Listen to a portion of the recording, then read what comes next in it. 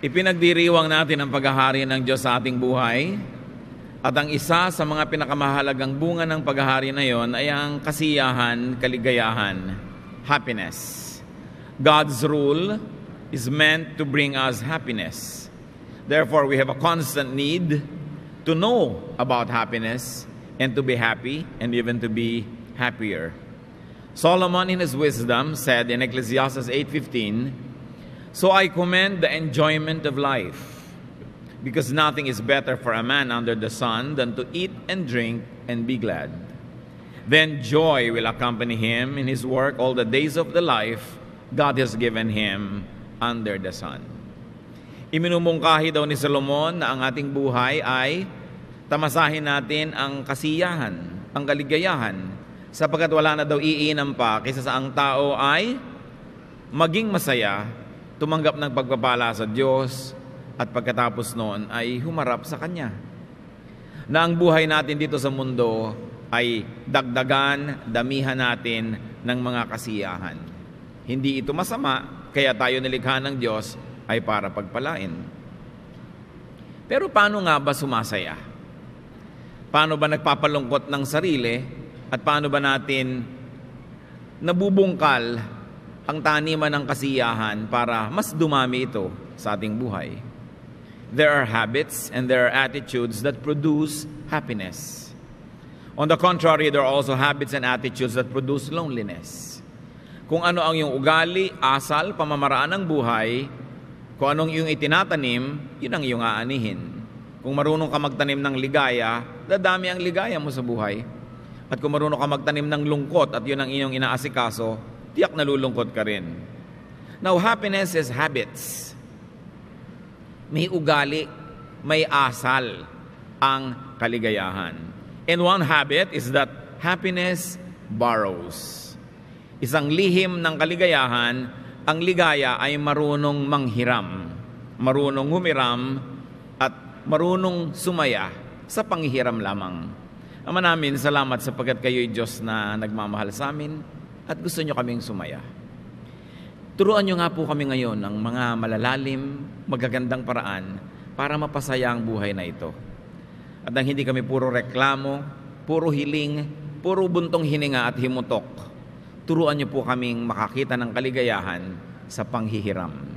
Ipaliwanag nyo at nang maisa pamuhay namin.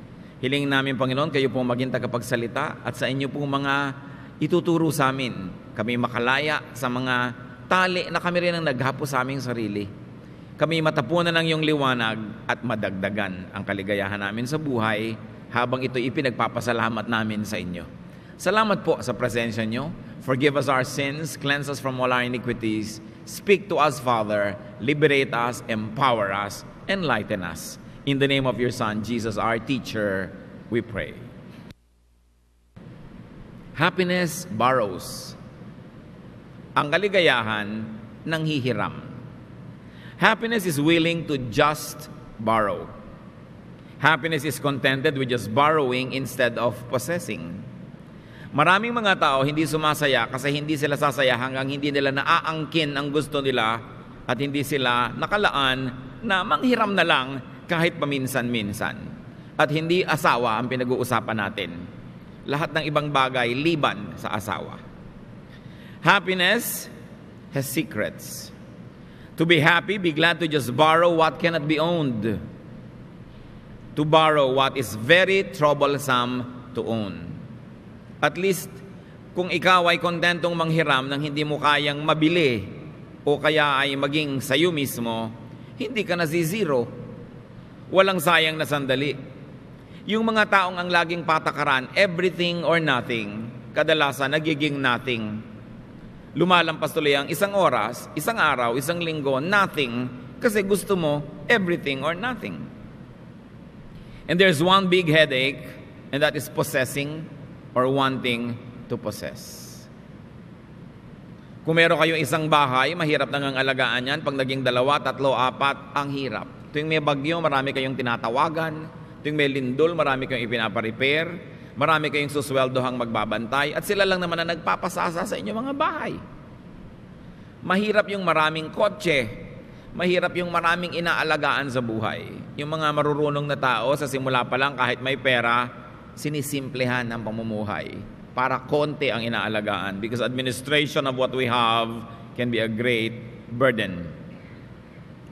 Yung pagnanasa na mag-angkin at magmay-ari, ito ang nagpapalungkot sa maraming tao. Kasi kahit kapag pabale-balentong sa buong buhay mo, talagang maraming bagay na hindi magiging ganap na sa'yo. At kung gagawin mong requirement na maging masaya, ganap na sa'yo yon, kailan ka pa sasaya? Tumanda ka na lang at subakabilang buhay, hindi pa naganap. Sinong sumasaya? Yung marunong makontento sa panghihiram, kahit sanda-sandali lamang. James 4:1-5, what causes fights and quarrels among you? Don't they come from your desires that battle within you? You want something, but you don't get it. You kill and covet, but you cannot have what you want. You quarrel and fight. You do not have because you do not ask God. When you ask, you do not receive because you ask with wrong motives. So sabi talagang sa buhay, marami kang gugustuhin na hindi magiging sayo. At kahit sa love life, sabi nga nila, the best one is the one that got away. Lagi ka na lang nag-iisip nung hindi naging iyo, hindi mo naangkin. Pero pag lagi mong yun ang pag-iisipan, puro discontentment lang ang pupunta sa puso mo. Luke 12:15, then Jesus said to them, watch out, be on your guard against all kinds of greed. A man's life does not consist in the abundance of his possessions. Sabi niya, mag-isip-isip kayo at mapagbantay. Ang kabuluhan ng buhay ay hindi nakasalalay sa dami ng mga inaari o inaangkin o mga pag-aari. Happiness is aware and conscious of the borrowing. Hiram ang lahat. At ang tunay na taong sasaya, yung hindi siya lumilimot na nanghihiram lang siya. That the person has a borrower's attitude, not an owner's attitude. Hindi tayo owner, custodian lang. Kaya ang tawag nga sa Tagalog sa mga lupain, mga properties, ang totoo hindi pag-aari. Ang tawag natin doon, ari-arian. Kunwari lang.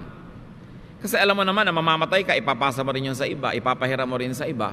Kahit nga marami kang lupain, ikaw ba lagi ang pumipitas ng bunga ng iyong nyog? Madalas iba.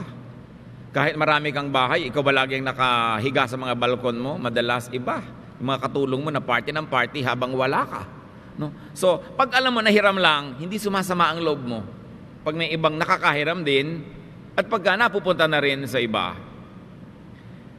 Happiness is aware and conscious of returning what is borrowed. Dahil alam mong hiram lang ang lahat, pagka binabawi na ng may-ari, hindi sumasama ang loob mo. Hindi matapos makahiram ka nung binabawi na, nakasimangot ka pat galit.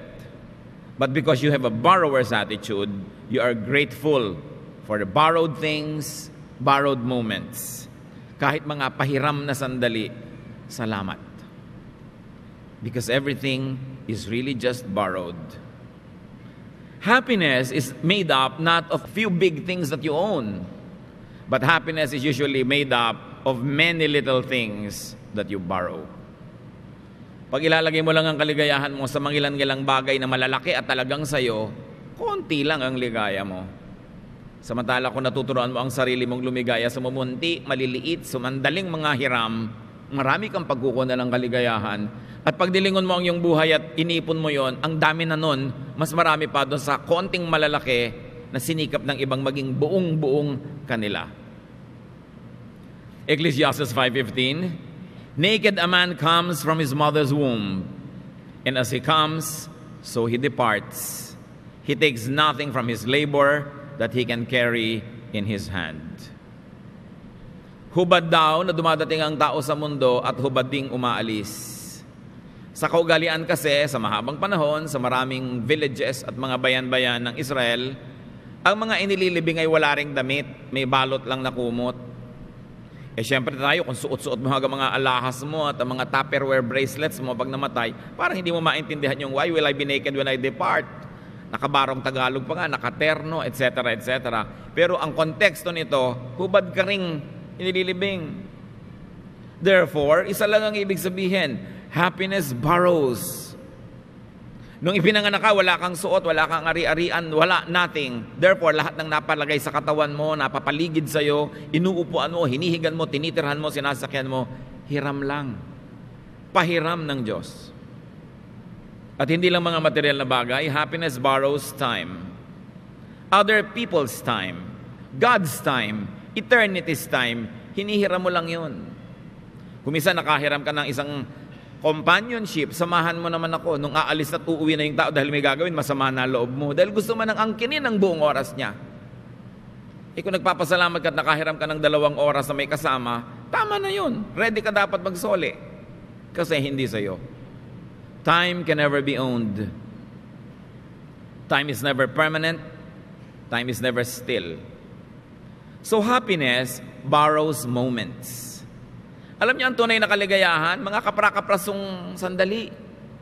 Hindi ka naman pwede magkaroon ng isang buong linggong ligaya. Isang buong linggong pag-ibig. Nung Miyerkules nga, naghiwalay na yun eh. No? So, nakakakuha ka ng sandaling ligaya. Pagising mo, ang ligaya mo. Tapos mamaya may dumating na bad news. Sumusira ng araw ko. Hindi, nagkaroon ka na ng konting ligaya pagkagising mo. At kung papahalagahan mo yun, aalalahanin mo yon, mapapalakas ka nun kahit maraming lungkot na dumating sa maghapon. Walang buong maghapon ng ligaya at wala ring buong maghapon ng lungkot. Nagmumukha lang na isang buong lungkot yan kung malungkot ang paningin mo sa buhay. Pero kahit na nga sa mga libing, may comedy pa rin eh. No? May nakakatawang mga bagay na kung bubuksan mong isip mo, meron ding saya. Pero kung ang lagi mong hahanapin ay lungkot, magtatagumkay ka, makikita mo talaga lagi yung lungkot.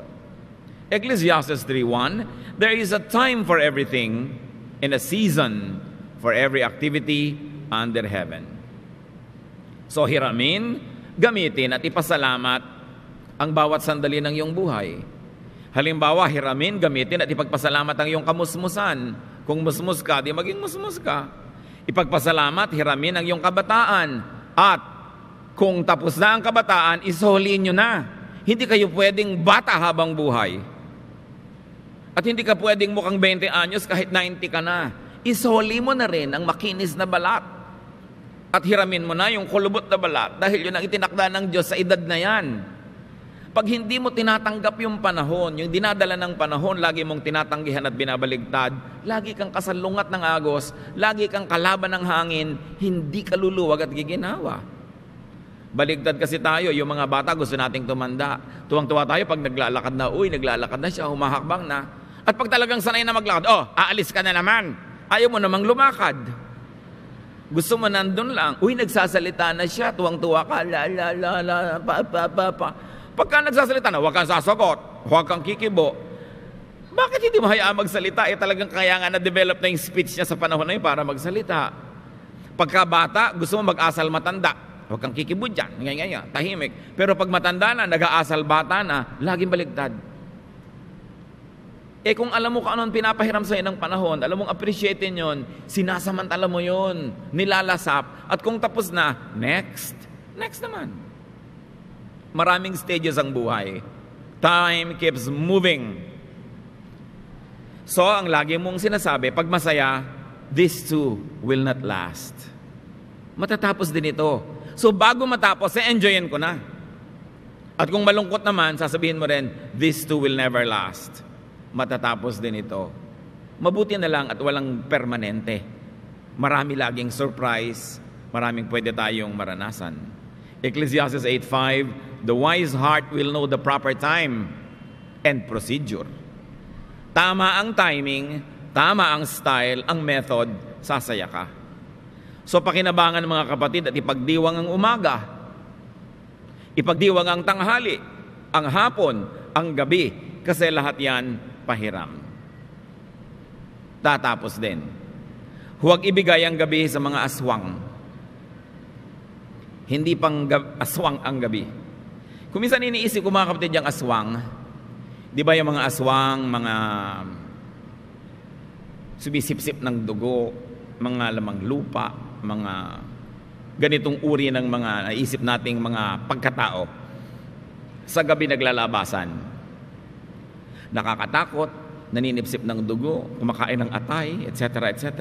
Pero pag bukang liwayway, pag liwanag, natutunaw, nawawala, nagtatago.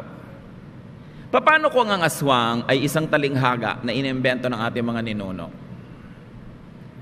Paano kung ang aswang ang ibig sabihin pala, depression? Di ba madalas ang depression, lungkot, pangungulila, takot, sa gabi dumarating? At sinisipsipang yung dugo, kinakain lang yung atay, natatakot ka, nawawalan ka ng sigla, nawawalan ka ng buhay. Pero pag umaga na, nawawala na yung inip, nawawala na yung lungkot, parang yung aswang nawawala rin. Maraming mga tao, yung gabi nila, inaaswang kasi marami silang galit, marami silang regrets, marami silang panghihinayang, marami silang kapaitan sa buhay. Inaaswang tuloy sila ng sarili nilang mga alaala. Hindi sila mapagkatulog, hindi sila makakain, puro takot, puro nervyos. Ang pinagmumulan niyan kuminsan, mga galit, hinanakit, puot, bitterness, regrets na hindi mabunot-bunot sa puso. Kaya maraming nag-aaswang sa kanila, pero ang totoo nun, sila rin naman talaga yun. Guni-guni, budhi, damdamin. Kasi ayaw nila mag-let go. Maraming mga depression kasi dapat sana gumraduate ako ng 4 na taon pero mahirap kami, naging 15 taon. Galit sa mundo.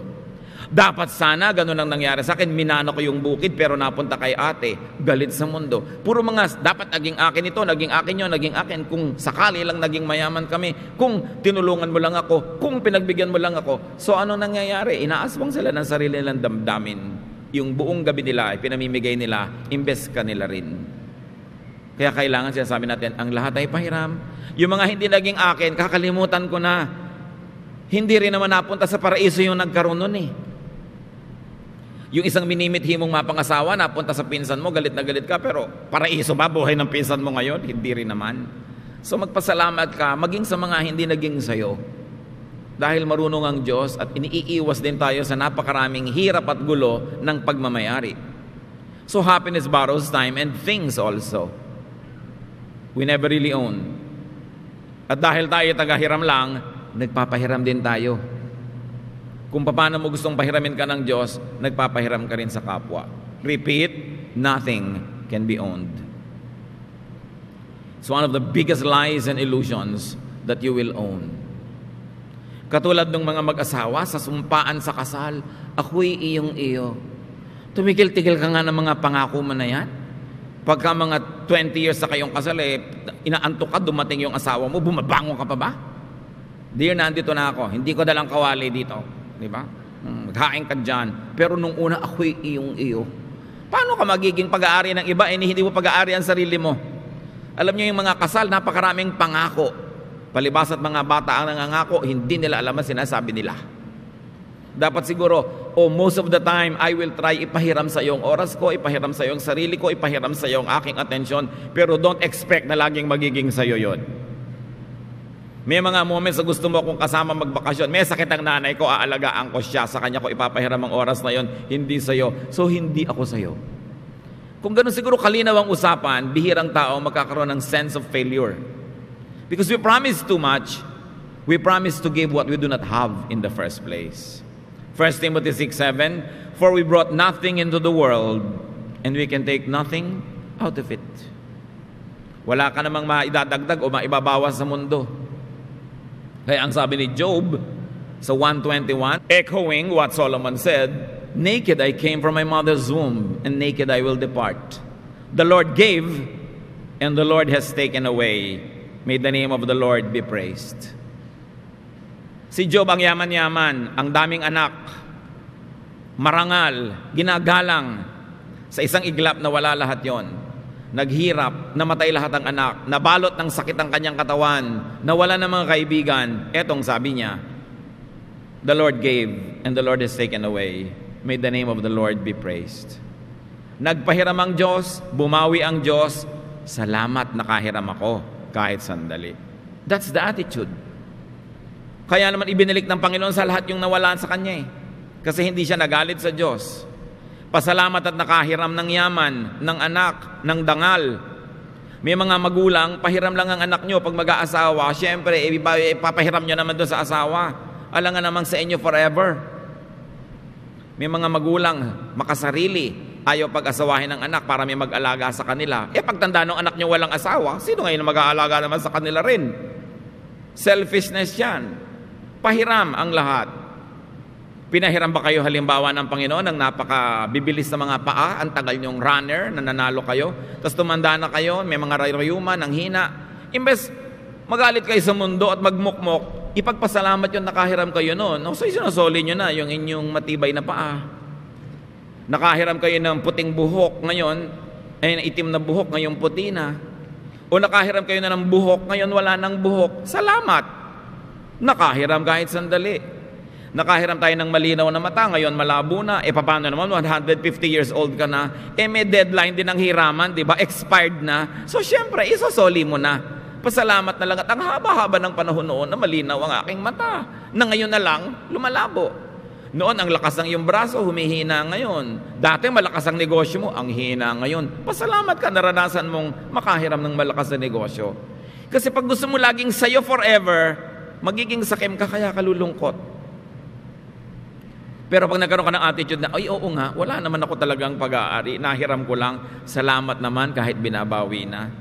Hindi katulad ng nagpahiram sa inyo ng plancha na kapitbahay nyo. After 3 months, nung binabawi, galit pa kayo. Inong isoli nyo, yung tangkay na ang umiinit.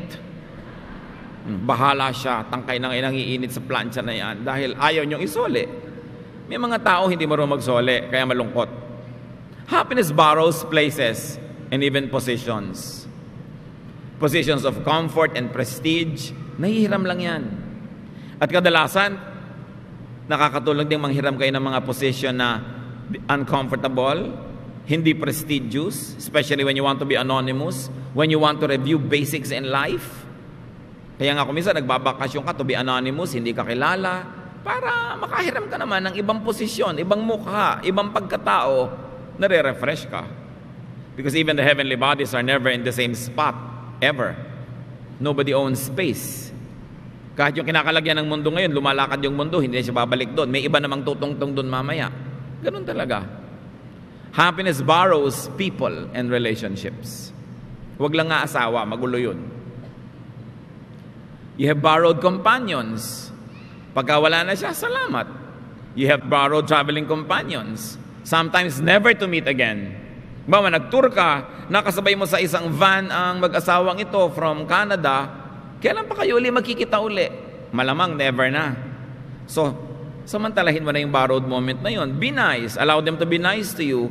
Kahit hindi mo kayo magkita forever, pareho na kayo nakakontribute sa inyong kabutihan sa isa't isa. Hindi yung sasandali lang kayo doon, nagyabangan pa kayo at nagpataasan doon. No? So, anong dala-dala mong memory? Negative. Kaya aswangin ka nun sa gabi pag dumami na ng dumami. Kaya maraming tao natatakot sa sarili nilang anino kasi tanim ng sama ng loob. In time and place, our paths cross. Our lives intersect and sometimes never to intersect again. Kaya gandahan na yung moment na yon kasi hindi na babalik. We just borrow parents. Pahiram lang yan. We borrow parenthood kung tayo naman yung magulang. And then later on, iba naman yung gagawa ng ganong pananagutan. We borrow partners. Hindi na nyo naman property kahit husband nyo o wife nyo. Borrowed lang yan. Borrowed from God, borrowed from their parents, borrowed from their professions.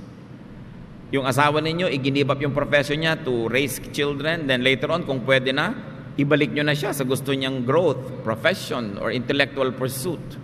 Nahiram nyo na taga-alaga na yung mga anak at tagapagbantay ng bahay mo, palayain mo naman para may magawa ring iba. Hindi mo siya property. Children are borrowed. Hinahanda natin ang mga anak natin kung under normal and usual circumstances, makapag-asawa sila, handa sila sa responsibilidad, mabubuti silang tao, mababait. Hindi pinalaki mo sa sungit, pinalaki mo sa takot, sa violence, nagiging violent husband tuloy or wife. Nagiging violent parent kasi habang nakapahiram sa'yo, hindi mo minanage sa mabuti. Nung i-turn over mo na sa susunod na hihiram, damage na. Pananagutan natin yon. Bawat tao na nasa poder natin, sandali lang yun, pahiram lang yun ng Diyos, dapat positive ang contribution natin, maturuan natin sila ng mabubuting values, magandang ugali.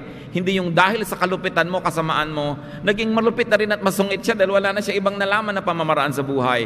Ano ngayon ang gagawin niya sa mga ipapahiram sa kanyang tao ng Diyos pag siya na ang may kapangyarihan? Sisirain din niya. Kaya ang gulo ng buhay at gumugulo ang mundo. We just borrow siblings. Kayong magkakapatid, sandali lang kayong magkakasama under one roof. Sandaling-sandali lang. Kadalasan, normally, but not always, mga mag-aasawa yan, magkakanya-kanya ng buhay, mag-a-abroad, hindi na babalik yung magkakasama kayo.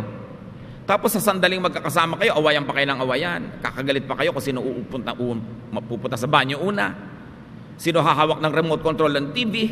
Magkaka-TV rin kayo on your own kung wala pa kayong sarili. Meanwhile, enjoy being with your brother or sister o kung marami. It will never be forever. Sayang yung panahon kung ang babawiin nyo at dadalhin nyo at babauning memory, negative. We just borrow friends, we borrow associates and companions and co-workers. Habang nakapahiram sa inyo, huwag sayangin. Let them enjoy you and you enjoy them. Ipagpasalamat at alagaan. Then, i-turn over sa susunod na hihiram. Kayo naman, wala nang laman yung kamay nyo, may iba kayong hihiramin, another chapter of life.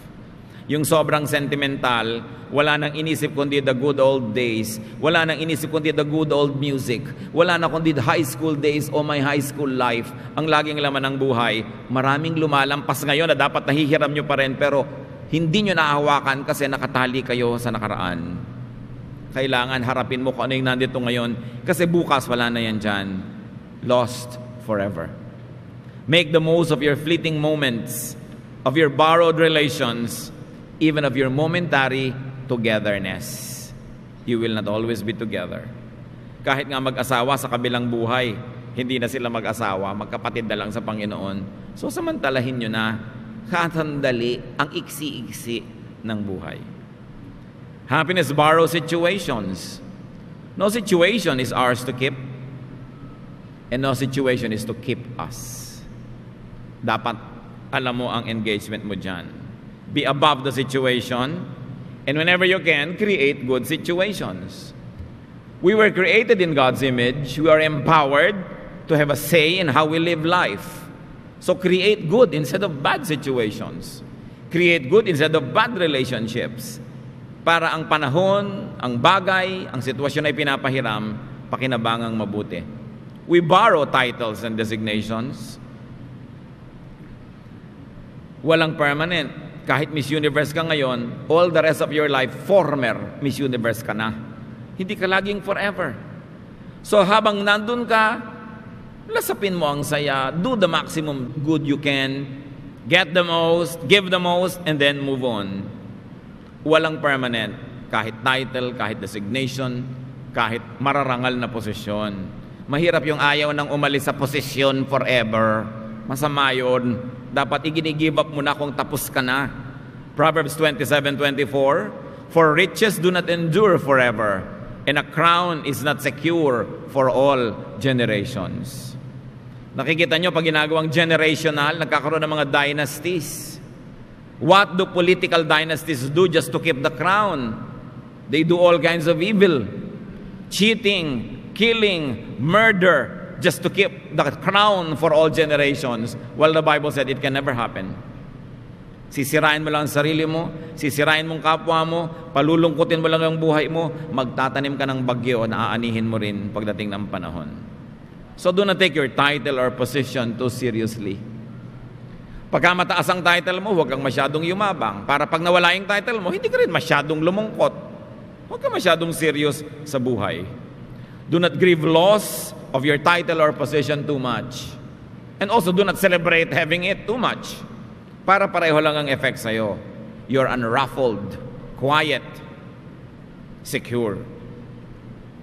Happiness borrows life. Sa lahat yata ng dapat alam natin na hiram lang, buhay ang dapat malinaw. Our spirit borrows a body to experience earthly life. Then the spirit leaves the body is returned to the ground, its lender, and then you move on to where? A glorified body. Kung hindi natin iiwan ang katawan na ito, kung hindi humihina, rumurupok, namamatay, nabubulok ang katawang ito, paano ka darating sa next stage where you will wear your glorified body? So tuwing may nawawala, may dumadating na kapalit. Happiness, timeshares. Hindi laging ikaw ang occupant, iba naman kuminsan. Hindi laging ikaw ang gumagamit, iba naman ang darating. Para ikaw, may magamit ka ring iba. Be glad and contented to timeshare. Kita nyo yung mga vacation houses, yung timesharing, yung meron kang 2 weeks a year sa isang vacation house, tapos may 20 other people who have 2 weeks each. At least hindi ikaw nag-aalaga, hindi ikaw nag-maintain, darating ka lang para gumamit. Dahil kung sa'yo ang vacation house, no way that you can be there more than 30 days a year. All the rest, 11 months, iba yung nakatira, pinapasweldohan mo, inaalagaan mo. Pagtalikod mo, doon nagpa-party ang bantay. Alam niyo ang bantay, nagiging bantay sa lakay yan. No? So pag marami kang binabantayan, gumugulo ang buhay mo. So pwede na yung timeshare. Kasi kung pwede ka namang magbakasyon ng kalahating taon sa isang buong taon, sa kakikita ng pambayad doon sa pambakasyon mo, syempre, sandali lang yun. Kaya yung to own is a big problem. Magagalit sa akin yung mga nagbebenta ng kotak-kotak na kondo at bahay dyan, ha? Pero ang totoo lang, the more you have, the more trouble. At yung kondo na yan, hindi mo alam, hindi sinasabi sa'yo yung juice. Akala mo, pag naisang sa'yo na yun, tapos na, naku po, habang buhay, nagbabayad ka ng mahal na juice dyan. Ano? Para ka nagbayad uli ng isang bahay at lupa sa Camellia Homes. Sa juice mo pa lang yun. Happiness does not always own. Wise happiness does not always want to own. Godly happiness does not always have to own. Truthful happiness does not always pretend to own. Happiness does not bear the burden of ownership. Di ba ang saya? May magandang vacation house sa Baguio. Kung ikaw ang may-ari, ikaw lagi nagpaparepair, nag-aayos, naglalagay ng mga bedsheet, tinitingnan mo kung may supply ba ng tubig. Pag may bisita ka, may tubig ba dyan? Umaandar ba ang heater? Ang dami mong problema. Yung nakihiram, ang saya. Matapos dumihan ng mga bedsheet mo, kainin yung laman ng refrigerator mo, gibain ang banyo mo, iuwi ang doorknob souvenir. Diba? Ang saya niya kasi nanghiram lang eh. Ikaw na may-ari, problema mo lahat yan. Lahat kayo na may vacation house, alam nyo yun. Diba? Pakuryente mo sila, patubig, gastos mo lahat, katulong. Tapos wala silang ginastos. Ikaw ang nagbayad ng bakasyon nila. Tanong mo sa sarili mo kung gusto mo yun. Kasi kung may vacation house ka naman, di mo pinapahiram, sinusumpa ka ng lahat ng kamag-anak mo at kaibigan. Ipahiram mo naman, hindi man lang nag-iiwan ng pambayad ng kuryente. So ikaw ngayon itong nagmumukmok, nagagalit ng lihim, pero nakangiti ka. Dahil siyempre, nagpapanggap ka mabait, pero hindi ka naman talaga mabait dahil naiinis ka nga eh. So, magkakamulto ka, aaswangin ka nung multo mo, kaya marami kang sakit. Buti pa, wala na lang. Gusto mo, marami kang pera, ba't ka magpapagawa ng bahay? Magbayad ka ng hotel. 2-3 araw, wala ka pang problema. Because you don't own anything, you don't own people, you don't own things, because you don't own time and space. Handle them well for the next borrower. Mga magulang, ang pinakamaganda niyong maibibigay na regalo sa inyong magiging manugang, papahiramin niyo sila na magiging asawa nila that you raised well. Yun na magandang regalo. Daig pa ang bahay at lupa o kotse. Tinuruan niyo maging mabuti, mabait, masipag, ito magiging asawa nila. Yun ang pinakamagandang regalo. At mga manugang, huwag niyong kakalimutang tanawin habang buhay niyo na nagkaroon kayo ng mabuting asawa dahil yung magulang nagpalaki ng mainam. Dapat hindi nililimot yung ganyang mga bagay. Children, binibigay natin yan sa mga partner nila. Sandali lang na talagang anak mo lang. Mga kaibigan, pinapahiram din natin sa ibang mga kaibigan. So do not damage people while they are under your care to the point that they become dysfunctional for the next borrower. Kailangan mapuri ka ng manugang mo. Wow, biyanan ko, raise this lalaki or this babae very well. Ganon. Kasi turnover ang ganda. Hindi yung dati mong naging boyfriend, ayaw nang mag-girlfriend forever. Nadala sa'yo. Dati mo naging sweetheart, isinumpa na talaga, gusto na magmongha. Kasi nadala sa buong lalaki sa balat ng lupa dahil sa sagwa ng nakitang pagkalalaki mo. Ang mga tao ba na nakakahiram ng panahon natin, nadadala o nasisiyahan sa buhay? Yung ikaw ang naging kapitbahay ng isang tao, isinumpa na talagang ayaw na niya ng kabihasnan, maninirahan na lang siya sa ibabaw ng bundok dahil you are a neighbor from hell. Yung nakakadala. Kaya tiyakin natin mga kapatid, hindi tayo nakakadalaan. May nagpautang sa'yo minsan, tapos ayaw mo ng tantanan ng kauutang, nadala. Ngayon, ayaw na magpautang kahit kanino. Minsan kang binigyan, ngayon tungkulin na niyang bigyan ka forever. Sasabihin niya tuloy, ayoko na magbigay. Nakakainis yung mga binibigyan, ayaw tumigil. Biruin niyo may taong nadala dahil sa inyo. Pinatay niyo ang kanilang humanidad, pinatay niyo ang kanilang charity, pinatay niyo ang kanilang pananalig sa kapwa dahil sa ipinakita ng pangit na sample. So meron tayong pananagutan to turn over these people to the next borrower, even more vibrant, happier, more expectant of more happiness in life. Hindi yung ginawa natin siyang vengeful, defensive, closed because of the sad experience with us. Kaya anong bilin sa mga asawang lalaki? Colossians 3:19-21. Husbands, love your wives and do not be harsh with them. Pag nakita ng mga anak nyo na malupit kayo sa inyong asawa, kadalasan sila man, paglaki, nagiging malupit sa asawa nila. Children, obey your parents in everything, for this pleases the Lord. Nakita nyo sa mga Western Hemisphere, sa mga developed economies, ayaw na mag-anak ng mga magulang. Nauubos ang populasyon nila. Kaya tayo mga Pilipino, we will inherit the earth. Kasi ang dami-dami natin. Diba? Sila nauubos. Pati nga sa Japan ngayon, tinatanggap na yung mga Filipino nurses. Dati ayaw. Wala na silang nurse. Pati Japan mamanahin natin. Ang tatanda na nila ay nauubos. Pero, mga bata, hindi ba? Kung magiging suwail lang din lang kayong anak, tulad ng nangyayari sa maraming developed economies, pagkalakihin ng magulang, pag-aaralin, tapos pagtatatapon nyo lang yung mga magulang nyo sa mga homes, although sometimes it is better than being neglected in the house, no? Hindi nyo susundin, puro sama ng loob ang ibibigay nyo, nadadala yung magulang. Kaya yung mga magulang sa West, dala. Kasi suwail yung mga anak. Ayaw na tuloy mag-anak. Pero kung kayo, naging nice na anak, baka kahit yung nanay nyo, 70 na, gusto pang manganak ng mga anak dahil tuwang-tuwa sa inyo. Isipin mo, napakalaki naman yata kapintasang dahil sa'yo nadala na maging magulang ang isang magulang.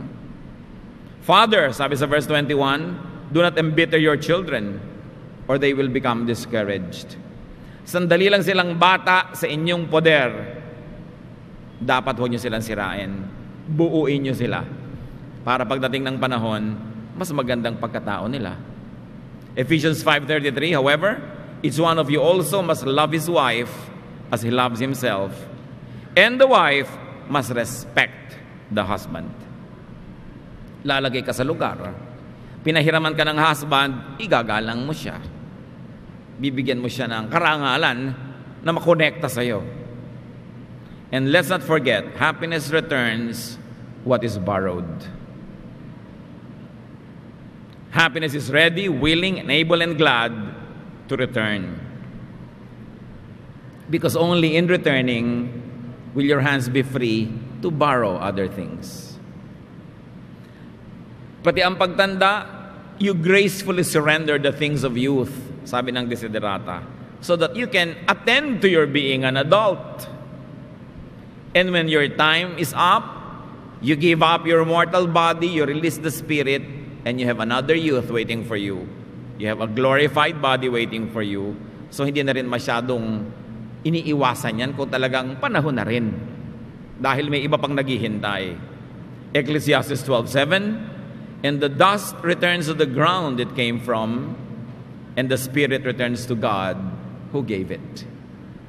Ang alabok nating katawan ay babalik sa alabok, at ang espiritong galing sa Diyos ay uuwi sa Diyos. Ang gandang reunion with God and with all the others who have departed before you. So don't aspire for or worry about permanent ownership, even of your body. There is no such thing. How to be happy? Most of the time, borrow, don't own. Borrow people, time, and things. Many people do not enjoy happiness because they have the fear of losing, fear of returning. Marami po mga tao, hindi man lang nakakahiram dahil ang kinakatakutan ang pagsusoli. So sasabihin ng iba, hindi na lang ako iibig dahil mawawala rin naman. Kaya ang sabi naman ng isang Makata, it's better to have loved and lost and returned than never to have loved at all. Yung iba sabihin natin, huwag na tayong guminhawa, mababawi din naman, maghihirap din tayo uli. O di humiram tayo ng ginhawa ngayon, pag isosoli na bukas, di balik tayo sa hirap, nakahiram. Yung iba ayaw na nilang umibig kasi nabigo sila, lahat ng pinsan nila nabigo sa pag-ibig. Ayaw na nilang masaktan. Di baling masaktan ka bukas, sumaya ka naman ngayon. Hiramin mo ang ligaya mo at isoli mo kung tapos na. Kesa sa hindi ka nga lumungkot kasi hindi ka rin naman lumigaya talaga. So kailangan marunong ka ng ganung mga risk sa buhay. Ibinigay talaga yan sa atin ng Panginoon. Yung fear of losing and fear of returning stops people from borrowing. Hiramin nyo, huwag nyo i-damage, isoli nyo, manghiram uli kayo ng iba. Pag marami na kayo nahiram, graduation time na, tapos na ang buhay, babalik ka na sa Diyos. Lahat hiram. So be contented in borrowing and make the most of borrowed time. It will not be there forever. Nagmahal ka, tapos sumakabilang buhay, kahit naman hindi mo mahalin yun, sasakabilang buhay din yun eh. Diba? At kahit hindi mo mahalin yun, sasakabilang buhay ka rin. Hindi mo maganda na habang nandito ka sa buhay na to at habang nandito siya, nagmahalan man lang kayo kahit sandali. Kahit sa isang linggong pag-ibig, Lunes, nang tayo'y nagkakilala, o at least, Martis, nung ikay umalis, at least Lunes, masaya ako. Pwede na yun. Hindi naman talaga yan forever. Illusion yung forever na yan. So what do you want to possess and enjoy but can't own? Just borrow. That's easier to do. Besides, it's tragic to possess and then lose interest. Yung gustong-gusto mo, ang laki ng binayad mo, after a while ayaw mo na. Di ba? Walang solian, no return, no exchange. Mahirap naman yun. Mabuting medyo nakakahiram-hiram ka lang. What do you wish? What would you do with something you own but do not like anymore? Kaya mga iba, gustong-gusto magkabahay, halimbawa kung saang subdivision. Tapos ayaw naman pala niyang half of the year, lumalangoy siya sa baha. Dahil lumulubog pala, anong gagawin mo? Nabili mo na. Eh kung na-rent mo lang yan, edi al sa balutang ka, lipat. So bago mo gustuhin na maging sa'yo talaga, tiyakin mong alam mo kung ano yung binibili mo. Hindi mo alam. Kaya sabi sa Rustans, handle our merchandise. Kasi alam nila maganda, lalo mo magugustuhan. Yung ayaw ipakita, kasi baka pag hinipo mo, nagiba na pala. So bilhin mo muna. Borrow your happiness, brothers and sisters. Borrow and be happy. Be happy to just borrow. Wala pang maintenance cost. Bahala kayong mag-apply kung ano yon. Basta gusto ko lang idiin, hindi asawa ang pinag-uusapan. Yung iba, pwede nyo nang-apply kahit saan yan. I-apply nyo yan sa bahay, sa vacation house, sa mga sinasabi ko sa inyo. And then don't be unwilling to return. And don't forget, because you borrow, you also lend. The other half of borrowing is lending. So you lend yourself to people. You lend your name to good causes. You lend your warm body to good projects. You lend your time, your talent, your treasure to good things because you also borrow. Then don't worry about returning. Of course, you have to return. When the right time comes, it will come. Pasalamat, nakahiram. Don't be possessed by regrets. Open your eyes, open your hands, open your arms and your heart to new leases. Ano ba ang mga pwedeng mahiram na bago? Buksan yung mata nyo, marami. Ano bang pwedeng mahiram na oras, mahiram na energy, mahiram na sandali? Ganun lang talaga. Pagkatapos, tapos na ang buhay, you move on and be with God. So what do you want in your life? Baka pwede na lang hiramin yan. Konting-konti lang ang kailangan talagang bilhin. Ang mahal pa ng bayad. Aming Diyos, salamat sapagkat kayo'y nagpahiram din sa amin ng buhay. At salamat din, hindi permanente ang buhay na ito dahil ang daming imperfection na nangyari. Ang dami ring pait, ang daming luha. Salamat na lang, natatapos din ang buhay na ito at hindi forever. At salamat at may isang bagong magsisimulang buhay pag humarap na kami sa inyo. Turuan nyo kami, Lord, na huwag maging sakim, huwag lagi maghangad na maging may-ari, lalong-lalo maging may-ari ng kapwa-tao. We don't own ourselves and we cannot even own another person. Sa aming mga narito ngayon sa iyong harapan na nagkakamaling itrato ang aming mga mahal sa buhay na as if property namin sila, pag-aari namin sila, Lord, forgive us and correct us so that we will handle the merchandise well. We will take care of it dahil kami mga katiwala mo lang at magpasalamat kaming nakahiram. Sa mga kapatid na nalulungkot, nagluluksa, nagagalit, sumasama ang loob dahil may mahalaga sa kanila na nabawi at wala na ngayon, turuan nyo kami, Lord, magpasalamat na nakahiram. Makalaya kami sa mga aswang nito ng mga bitterness, anger, lack of forgiveness, so that our hearts will be free to borrow new things, even a new chapter in our life. Magbulay-bulay tayo mga kapatid sumandali at isipin kung ano mga practical application nito sa ating buhay. And enjoy borrowing. God is the lender. God doesn't charge interest. God loves to lend everything to us. Lord, deal with us. Teach us some more in moments of silence.